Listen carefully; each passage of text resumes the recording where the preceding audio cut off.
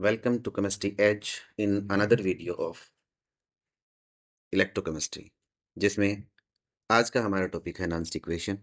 देखिए, एग्जाम के point of view से नॉन्स्ट इक्वेशन एक बहुत ही इंपॉर्टेंट कॉन्सेप्ट है, जिससे न्यूमेरिकल प्रॉब्लम या आपको कोई सेल दे करके नॉन्स्ट इक्वेशन डेराइव करने के लिए या सिंगल सेल इलेक्ट्रोड के लिए आपको नॉन्स्ट इक्वेशन लिखने के लिए कहा जा सकता है। तो इस नॉन्स्ट इक्वेशन को हम दो पार्ट में स्टडी करेंगे। पहले पार्ट में हम नॉन्स्ट इक्वेशन का डेरिवेशन देखेंगे। सेकेंड पार्ट में किसी भी सेल के लिए नॉन्स्ट इक्वेशन या सिंगल इलेक्ट्रोड के लिए नॉन्स्ट इक्वेशन या इससे न्यूमेरिकल प्रॉब्लम कैसी आती हैं, जहां आपको किन बातों का ध्यान रखना है। तो इस पूरे टॉपिक को आप आराम से देखिए, तो डेफिनेटली आप एग्जाम में किसी भी क्वेश्चन को मिस नहीं करेंगे। तो नॉन्स्ट इक्वेशन के फर्स्ट पार्ट में हम बात करते हैं कि नॉन्स्ट इक्वेशन क्या है और इसको डेराइव कैसे किया जाता है। देखिए, जब भी आप किसी सेल के लिए ईएमएफ निकालते हैं तो आप फॉर्मूला लिखते हैं ई कैथोड माइनस ई एनोड, यानी electrode potential, standard electrode potential of cathode minus standard electrode potential of anode. देखिए, ये बात जब स्टैंडर्ड कंडीशन की होती है और आप कैथोड और एनोड का इलेक्ट्रोड पोटेंशियल आप इलेक्ट्रोकेमिकल सीरीज से देखते हैं, तो वो स्टैंडर्ड इलेक्ट्रोड पोटेंशियल जब कैलकुलेट किया गया था, दैट टाइम टेम्परेचर 298 केल्विन रखा गया। जो अराउंड द इलेक्ट्रोड आयंस की कंसंट्रेशन है उनको 1 m मेंटेन किया गया। अगर गैसियस इलेक्ट्रोड है वहां पर तो प्रेशर आपका 1 atm रखा गया। तो उस टाइम जो भी इलेक्ट्रोड का पोटेंशियल होता है हम उसे स्टैंडर्ड इलेक्ट्रोड पोटेंशियल कहते हैं। लेकिन जैसे जैसे सेल वर्क करता है तो अराउंड द इलेक्ट्रोड आयन की जो कंसंट्रेशन है वो 1 m मेंटेन नहीं होती। तो जो आपका एनोड है वहाँ ऑक्सीडेशन होता है और आयन की कंसंट्रेशन इंक्रीज होती है, जबकि जहाँ कैथोड है वहाँ आयंस का रिडक्शन होता है, इसलिए आयन की जो कंसंट्रेशन है वो डिक्रीज होती है। तो इसलिए कंसंट्रेशन का इलेक्ट्रोड पोटेंशियल के ऊपर फर्क पड़ता है। जैसे इलेक्ट्रोड पोटेंशियल चेंज होता है और जैसे जैसे सेल आपका वर्किंग करता है इसका सेल पोटेंशियल चेंज होते जाता है। तो इसी इलेक्ट्रोड पोटेंशियल के ऊपर बेसिकली कंसंट्रेशन का क्या इफेक्ट पड़ता है, और कंसंट्रेशन के इफेक्ट को इलेक्ट्रोड पोटेंशियल के ऊपर जिस इक्वेशन से दिया जाता है हम उसे कहते हैं नॉन्स्ट इक्वेशन। देखिए, जो भी इलेक्ट्रोड पोटेंशियल या ईएमएफ ऑफ सेल है वो डिपेंड करता है nature of electrode, temperature, activities of ion. ये मोर अप्रोप्रिएट वर्ड है, activities of ion rather than concentration. But जब हम +2 लेवल की आइडियल कंडीशन की बात करते हैं तो कंसंट्रेशन और एक्टिविटीज बराबर होती है। इसलिए आप देखते हैं कि ज़्यादातर हम कंसंट्रेशन टर्म यूज करते हैं, बट एक्चुअली क्या यूज करनी चाहिए, एक्टिविटीज। तो एक साथ में मैंने आपको प्रेशर भी बोला, क्योंकि जब आपका कोई भी इलेक्ट्रोड गैसियस होगा तो वहां पर कंसंट्रेशन की बजाय हम प्रेशर जो है वो यूज करते हैं as a alternative of concentration. तो the quantitative relationship between concentration of ions, pressure अगर आपका गैसियस इलेक्ट्रोड है, temperature on the electrode potential is given by Nernst equation. इसे दिया जाता है नॉन्स्ट इक्वेशन से, कंसंट्रेशन के इफेक्ट को, प्रेशर के इफेक्ट को, टेम्परेचर के इफेक्ट को इलेक्ट्रोड पोटेंशियल के ऊपर, और उसे बोला जाता है नॉन्स्ट इक्वेशन। जिसके लिए मैं एक सिंपल इक्वेशन कंसिडर करता हूँ। मान लीजिए इसी तरह की कोई इक्वेशन है, वो सेल के अंदर होती होगी। यहाँ कैपिटल ए और कैपिटल बी मेरे रिएक्टेंट हैं, कैपिटल सी और कैपिटल डी जो है वो प्रोडक्ट हैं, और स्मॉल ए, स्मॉल बी, स्मॉल सी और स्मॉल डी जो मैंने यूज किए हैं। मान लीजिए किसी भी इक्वेशन में जो स्टोइक्योमेट्रिक कोफिशिएंट आते हैं, जब आप बैलेंस करते हैं, कुछ न्यूमेरिकल प्रीफिक्सेस लगाते हैं, मेरे लिए वो ए बी सी डी है। तो इस इक्वेशन में जो फ्री एनर्जी चेंज आता है, देखिए मैं फ्री एनर्जी चेंज की क्यों बात कर रहा हूँ, ये बात मैं इसलिए कर रहा हूँ क्योंकि आपने 11th क्लास में पढ़ा था कि डेल्टा जी क्या चीज़ है। ये एक यूजफुल वर्क है other than pressure volume work. और जब हम सेल की बात करते हैं तो वो यूजफुल वर्क हमारे लिए क्या है, इलेक्ट्रिकल वर्क है। तो यूजफुल वर्क है वो प्रेशर वॉल्यूम वर्क के अलावा कोई भी वर्क हो सकता है, और जब सेल की बात करते हैं तो वो हमारे लिए इलेक्ट्रिकल वर्क है, दैट मीन ई सेल है। तो इस इक्वेशन के लिए अगर मैं थर्मोडायनेमिक इक्वेशन लिखूं डेल्टा जी के लिए, तो वो इक्वेशन दी जाएगी delta G equal to delta G not, यानी स्टैंडर्ड कंडीशन में गिव्स free energy change, plus R T. R आपका गैस कांस्टेंट है, टी टेम्परेचर है, एल एन ऑफ क्यू। यहाँ क्यू जो है आपका वो है रिएक्शन कोशेंट, जो कि आप 11th class chemical equilibrium chapter में पढ़ के आ चुके थे। और ये एक्चुअली क्या होता है, concentration of product divided by concentration of reactant. अगर कोई स्टोइकियोमेट्रिक कोफिशिएंट है तो हम उसको पावर में लिख देते हैं। ये आपका रिएक्शन कोएफिशिएंट है। तो देखिए आगे हम इसी इक्वेशन को थोड़ा-सा चेंज करते हैं। देखिए मैंने लिखा था delta G is equal to delta G naught plus RT लिखा था। अब मैं इसे लिख रहा हूँ 2.303 RT ln जो है आपका log बेस पावर 10 में बदल जाएगा ln ऑफ Q। ये एक बेसिक थर्मोडायनामिक इक्वेशन है जिससे हम नॉन्स्ट इक्वेशन को डेराइव करते हैं। अब देखिए डेल्टा G और जो आपका इलेक्ट्रिकल वर्क है उसमें रिलेशन अभी मैंने क्या बताया था कि delta G is equal to एक यूज़फुल वर्क और वो यूज़फुल वर्क क्या है माइनस NF ई सेल। अगर ये स्टैंडर्ड कंडीशन है तो मैं यहाँ पर स्टैंडर्ड मेंशन कर दूंगा और अगर स्टैंडर्ड कंडीशन नहीं है तो नोट मेंशन नहीं करेंगे। डेल्टा जी और डेल्टा जी नोट की वैल्यू को हम इस इक्वेशन में प्लेस कर देते हैं। तो प्लेस करने के बाद क्या आएगा देखिए minus NF E cell equal to minus NF E cell naught plus 2.303 RT log Q। Again देखिए अगर पूरी इक्वेशन को मैं डिवाइड कर दूं माइनस NF से तो आपकी इक्वेशन क्या बन जाएगी, ये कैंसिल आउट हो जाएगा। आपकी इक्वेशन बन जाएगी E cell equal to E cell naught minus 2.303 RT NF log Q। ये आपकी इक्वेशन बन गई और इसी इक्वेशन को क्या कहा जाता है, नॉन्स्ट इक्वेशन कहा जाता है।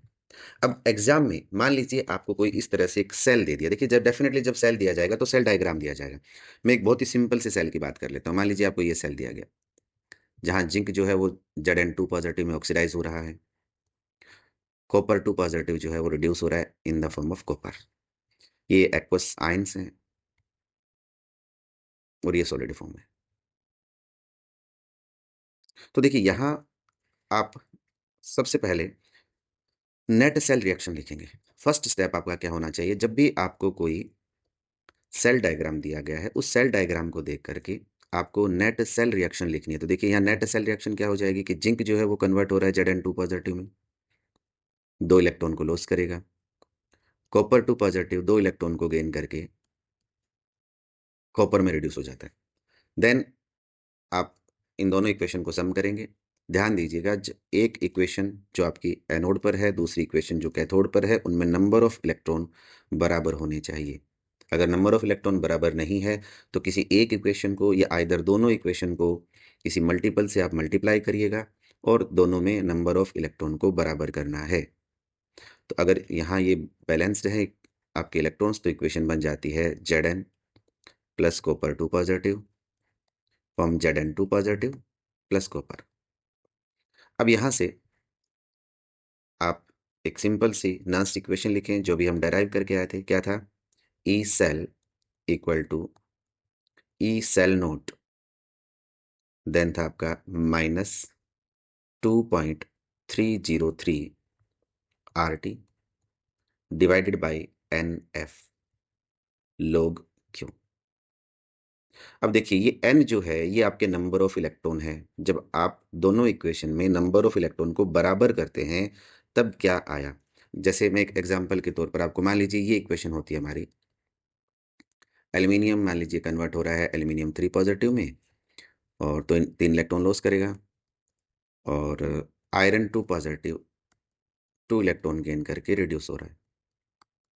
अब इस इक्वेशन को आप डायरेक्ट नहीं जोड़ सकते जब तक आप दोनों में इलेक्ट्रॉन्स को बराबर ना कर दें। बराबर करने के लिए आप इस इक्वेशन को 2 से मल्टीप्लाई करना पड़ेगा, इसे 3 से मल्टीप्लाई करना पड़ेगा। तो 3 2 जा 6 और 2 3 जा 6, यानी यहाँ n की वैल्यू जो है वो आप 6 लेंगे और यहाँ n की वैल्यू क्या आ रही है आपकी, n की वैल्यू 2 आ रही है। f आपका फेराडे है जिसकी वैल्यू होती है 96500 कूलम। टेम्परेचर जनरली आप 298 केल्विन रखते हैं। एन आपको बता दिया। तो देखिए ये भी कांस्टेंट है, ये भी कांस्टेंट है, ये भी कांस्टेंट है और ये भी कांस्टेंट है। इन सब कांस्टेंट को हम मल्टीप्लाई कर देते हैं तो आपके पास वैल्यू आ जाती है E cell equal to E cell naught minus 0.059 divided by n। अगर आप ये फर्स्ट वाली इक्वेशन यूज कर रहे हैं देखिए तो n की वैल्यू 2 हो जाएगी। सेकंड वाली इक्वेशन अगर आप यूज कर रहे हैं तो n की वैल्यू 6 हो जाएगी। Then log q। अब q की बात कर लेते हैं। देखिए फर्स्ट इक्वेशन है तो q इज इक्वल टू क्या हो जाएगा आपका, प्रोडक्ट कौन है यहाँ पर Zn2 पॉजिटिव और कॉपर, रिएक्टेंट कौन है जिंक और कॉपर 2 पॉजिटिव। तो देखिए आप यहाँ पर प्लेस करेंगे Zn और 2 पॉजिटिव और copper divided by copper 2 positive और Zn। क्योंकि जो भी सब्सटेंसेस सॉलिड फॉर्म के अंदर होते हैं उनकी कंसंट्रेशन या एक्टिविटीज कहें वो होती है 1, इसलिए आप इनको यहाँ से एलिमिनेट कर सकते हैं और Q की वैल्यू को अबोव इक्वेशन में आप प्लेस कर देंगे तो आपकी इक्वेशन बन जाएगी E cell equal to E cell naught minus 0.059 divided by, क्योंकि इस इक्वेशन में n की वैल्यू 2 है इसलिए मैं प्लेस 2 कर देता हूँ, log of concentration of Zn2 positive divided by concentration of copper 2 positive. तो देखिए ये आपकी जो भी हमने सेल लिखा था उसके लिए कंप्लीट नरेंस्ट इक्वेशन है। इसी तरह से जो हमने सेकंड सेल देखा था देखिए वहाँ रिएक्शन क्या हो रही थी, वहाँ रिएक्शन हो रही थी एल्यूमिनियम कन्वर्ट हो रहा था एल्यूमिनियम 3 पॉजिटिव में, 3 इलेक्ट्रॉन लॉस कर रहा था। Iron Fe2 positive 2 electron gain करके कन्वर्ट हो रहा था Fe के अंदर, क्योंकि यहाँ ऑक्सीडेशन हो रहा है इसलिए रिएक्शन एनोड पर है और ये रिएक्शन आपकी कैथोड पर है। अब इन इक्वेशंस को सम करने के लिए हमें दोनों ही इक्वेशन में नंबर ऑफ इलेक्ट्रॉन को बराबर करना पड़ेगा। तो मैं इस पूरी इक्वेशन को 2 से मल्टीप्लाई करूंगा और इस पूरी इक्वेशन को 3 से मल्टीप्लाई करूंगा। देन ये 6 इलेक्ट्रॉन हो जाएंगे, ये भी 6 इलेक्ट्रॉन हो जाएंगे। अब आपकी इक्वेशन बन जाएगी 2 aluminium plus 3 Fe2 positive from 2 aluminium 3 positive plus 3 Fe। अब देखिए आपकी एक फंडामेंटल नॉन्स इक्वेशन क्या है, वो इक्वेशन है E is equal to E cell equal to E cell naught minus 0.059 divided by n। अब यहाँ n क्या हो जाएगा, n हो जाएगा 6। Then log concentration of product, देखिए F आयरन ये तो आपका सॉलिड है इसलिए इसकी कंसंट्रेशन यूनिट हो गई, क्या आ गया एल्यूमिनियम 3 पॉजिटिव। स्टोइकियोमेट्रिक कोफिशिएंट क्या है 2, हमने पावर लगा दिया, डिवाइडेड बाई रिएक्टेंट क्या है एल्यूमिनियम ये आपका सॉलिड है इसकी कंसंट्रेशन यूनिट हो गई, क्या आ गया Fe2 पॉजिटिव। स्टोइकियोमेट्रिक कोफिशिएंट क्या है 3 है, हमने पावर लगा दिया 3। तो देखिए ये जो इक्वेशन आपकी है ये इस अबोव सेल के लिए नॉन्स्ट इक्वेशन है। तो एक तो आप इस चीज़ का ध्यान रखेंगे कि जब भी बैलेंस करें इक्वेशन को तो नंबर ऑफ इलेक्ट्रॉन्स बराबर होंगे। सेकंड, कई बार आपको एक सेल दे करके 4 ऑप्शन दे दिए जाते हैं और आप जनरली क्या देखते हैं कि हमारी इक्वेशन वो है जिसमें नेगेटिव साइन है। नहीं, ये साइन पॉजिटिव भी हो सकता है। देखिए कब हो जाएगा ये positive, E cell equal to E cell naught plus 0.059 divided by 6 log concentration of Fe2 positive power 3 divided by concentration of Al3 positive power 2। यहाँ क्या किया है मैंने, यहाँ पर log को चेंज किया है मैंने।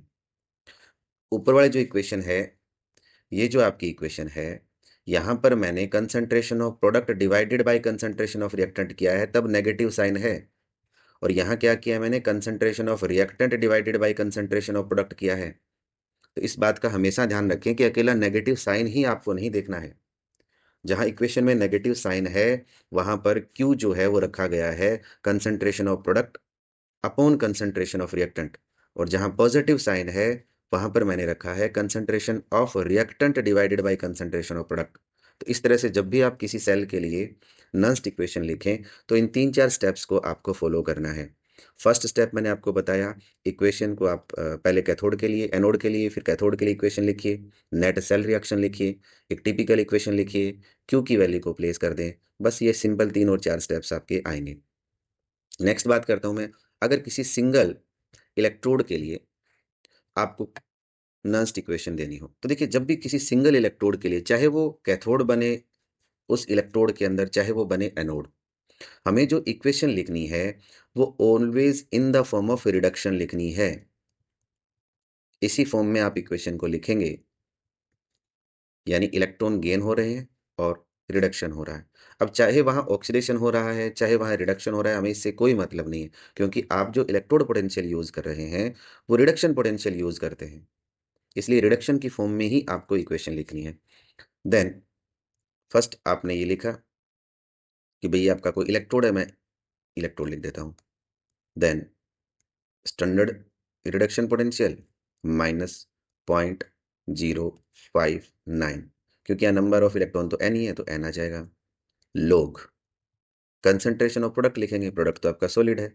देन क्या आ गया, concentration of reactant, that mean 1 by concentration of reactant, और आपका ये हो गया Mn पॉजिटिव।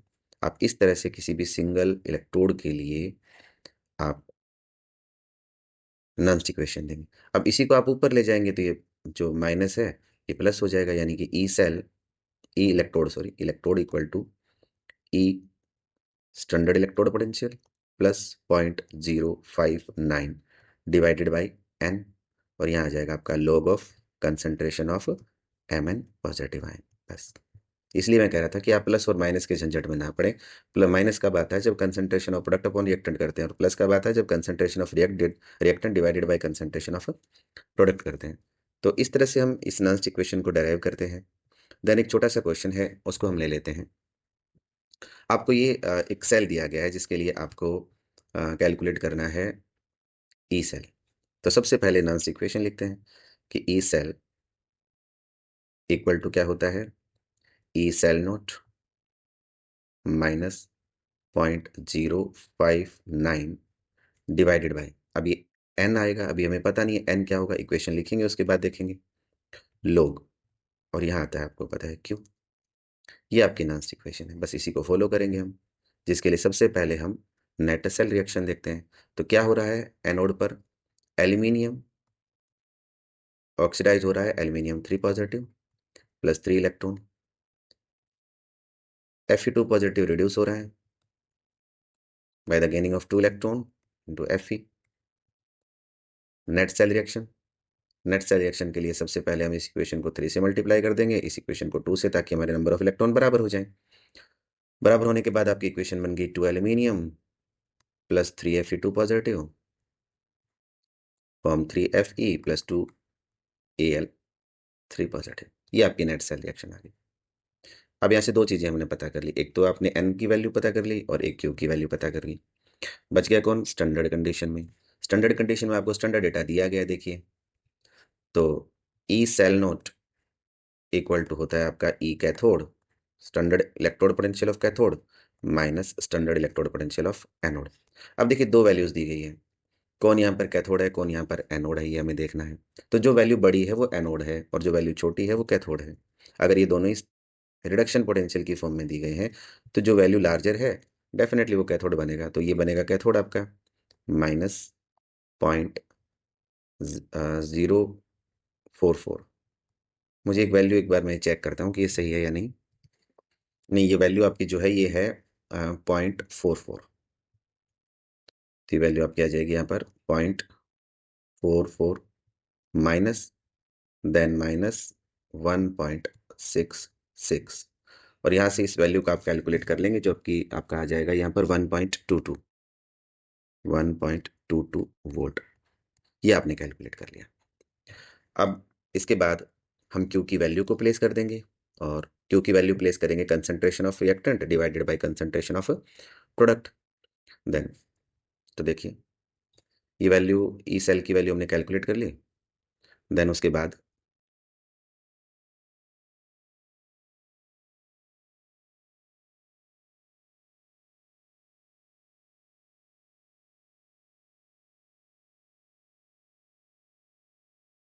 तो यह आ जाएगा आपका E cell equal to 1.22 minus 0.059 divided by n की वैल्यू आ गई 6 log concentration of aluminium ions divided by concentration of iron 2 positive power 3। अब इन आयन की कंसंट्रेशन देखिए आपको गिवन है, ये है 0.01 एम और ये है 0.02 एम। तो इन वैल्यूज़ को आप प्लेस कर लेंगे। 1.22 माइनस 0.059 डिवाइडेड बाई 6 लोग आयरन की है 0.01 और इसकी है 0.02 पावर 3। अब देखिए देन आप इसको फर्दर सोल्व कर लेंगे और जब आप इसको फर्दर सोल्व करेंगे, मैं आपको इसका आंसर बता देता हूँ। इसका आंसर आएगा 1 पॉइंट, यानी ई सेल जो आएगा वो आएगा 1.209 वोल्ट। आप इसको फर्दर सोल्व कर लेंगे, ये आपका आंसर आ जाएगा। सेकंड देखिए, जो आपकी इक्वेशन है, इसके कुछ थर्मोडायनेमिक एस्पेक्ट्स हैं जिनके ऊपर आपसे पूछा जाता है, जैसे कि E cell naught versus equilibrium constant, इसके बीच रिलेशन पूछा जाता है आपसे। तो देखिए, इक्विलिब्रियम पर जब भी रिएक्शन होगी तो उस टाइम सेल का जो पोटेंशियल होता है वो जीरो होता है। आप किसी भी इक्वेशन की बात करेंगे, मान लीजिए ये इक्वेशन है आपकी, Zn plus copper 2 positive, equilibrium copper plus Zn2 positive. That mean जब आपकी इक्वेशन इक्विलिब्रियम के ऊपर है और जब इक्विलिब्रियम पर होता है तो डेल्टा जी की जो वैल्यू होती है वो जीरो होती है। और अभी मैं थोड़ी देर पहले आपको बता के आया था, delta G is equal to क्या होता है, minus N F E cell. तो डेफिनेटली ये जीरो है तो ये भी जीरो है, और ये जीरो है तो ई सेल भी जीरो है। तो आपकी इक्वेशन क्या थी? इक्वेशन थी कि E cell equal to E cell naught minus 0.059 divided by n log Q. अब यहाँ देखिए दो चेंजेस आ जाएंगे। एक तो ये आपका जीरो हो जाएगा, और दूसरा जब रिएक्शन इक्विलिब्रियम पर है तो इसी क्यू जो है आपका, इसी को क्या कहा जाता है, इक्विलिब्रियम कांस्टेंट कहा जाता है। दैट मीन आपकी सिंपल सी इक्वेशन क्या बन गई, सिंपल सी इक्वेशन बन गई कि zero equal to E cell naught minus 0.059 divided by n and log K C.